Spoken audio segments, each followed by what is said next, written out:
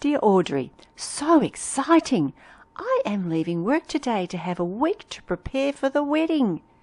The girls at work gave me a tea set, and the firm presented me with a silver dish. I wish you could be here for the great event. Love, Lois. Port Melbourne women have always worked, often at physically demanding, ill-paid jobs. Whether married or single, many women have worked in paid employment. In 1870, women in Port Melbourne, as in other inner-city suburbs, worked as seamstresses in their own homes at exploitive piece rates. Those who worked in clothing factories were little better off, travelling daily, usually into Flinders Lane, and walking if they did not have the train fare. Women often did paid domestic work, especially scrubbing floors and taking in washing and ironing. This back-breaking work supported many Port Melbourne families, particularly during recessions or when men were out on strike. In 1872, Grandma Sinclair was widowed at 32 and had 7 children to support. From then until she died about 1902, she supported herself and them by scrubbing floors in Port and South Melbourne. Small laundries were scattered around Port Melbourne. One of the arguments against allowing Chinese to live in Port in the 1860s was that they took laundry work away from local women. This publicity for a training school for domestic servants gives some idea of just how backbreaking and exhausting this work could be. As only a few Port Melbourne households employed servants, such work involved Port women getting to South Melbourne, St Kilda, or even further afield, most often walking to save their fare. Families sometimes took in boarders to supplement their income, the boarder often sharing a room with one or more of the children. Larger boarding houses had to be registered. These were usually just ordinary houses into which as many boarders as possible could be crammed. Running a small boarding house was an occupation suited to the skills women already had. In 1864, Susan Litchfield had a boarding house in Bay Street, in a wooden building with 6 sleeping rooms, 4 for boarders, 1 for herself and her family, 1 for a servant, and 1 dining room, 1 pantry, and 1 kitchen. In 1873, she moved to Rouse Street, where she had 10 rooms to house 20 boarders. In 1887, there were 18 registered boarding houses in Port Melbourne. Among the registered owners were several women. Women were often part of a team of family members running a business. The Edwards Forge in Stoke Street was one where the women as well as the men worked. Anne Edwards was the 23-year-old wife of Vincent Edwards. She was melting a mixture of turpentine and beeswax when the contents caught fire. The fire spread to her clothes and she rushed out into the yard. Helpers quickly extinguished the flames. Anne Edwards died of her injuries a few days later.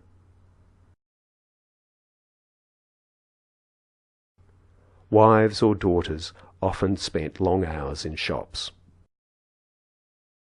During and after World War I, women played an increasingly important role in factory production. Many Port women worked in various local factories.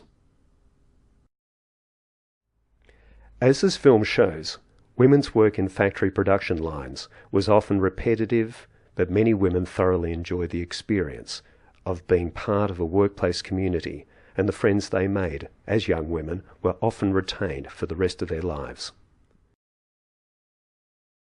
In our imagination, men's work in Sandridge and Port Melbourne was dominated by our location on the waterfront.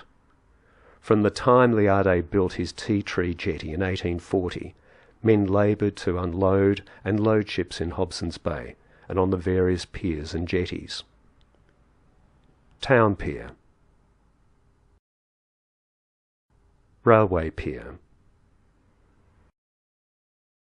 the new Railway Pier, later called Princes Pier, and Station Pier.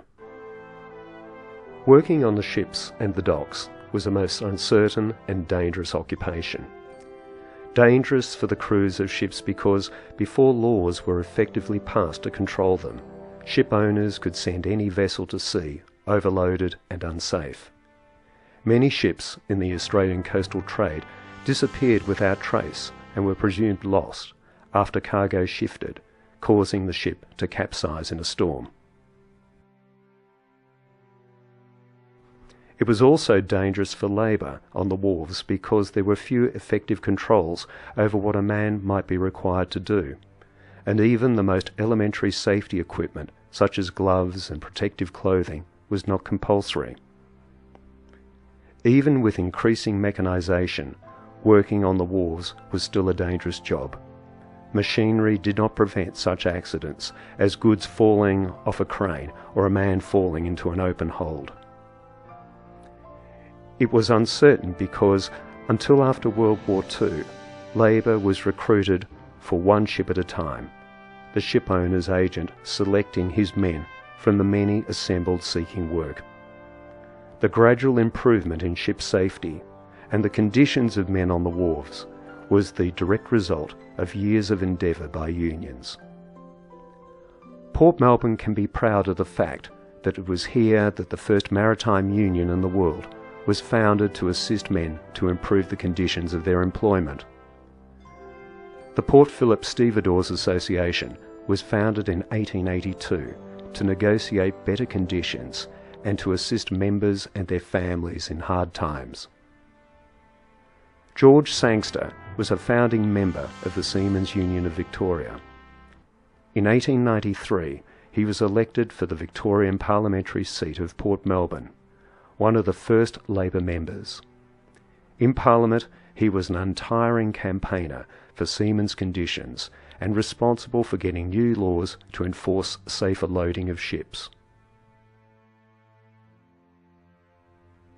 In addition to the large factories like Kitchens and Swallows, many men in Port Melbourne worked in small workrooms and factories. Even in 1910, tailors making suits for gentlemen stitched them by hand. Since small tailoring shops like this one did not have to be registered, it is not known how many there were in Port Melbourne. Along the banks of the Yarra were various fellmongers, boners, boiling down works and abattoirs. Indeed, even in Knott Street, Thomas Webster was able to deal in fat, bones and hooves until health regulations became stricter in the 1880s. One of the few to remain was Kitchens in Ingle Street, where modern methods of production gave workers a much better set of working conditions. In the years 1970 to 2000, the work available to both men and women in Victoria changed dramatically. Here in Port Melbourne, an increasing number of residents no longer sought work locally.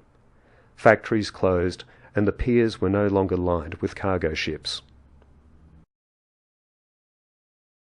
Today, the typical worker, woman or man, living in Port Melbourne probably wears a suit and travels to the city by light rail. Some, conscious of the health and environmental benefits, ride a bike along new bike trails.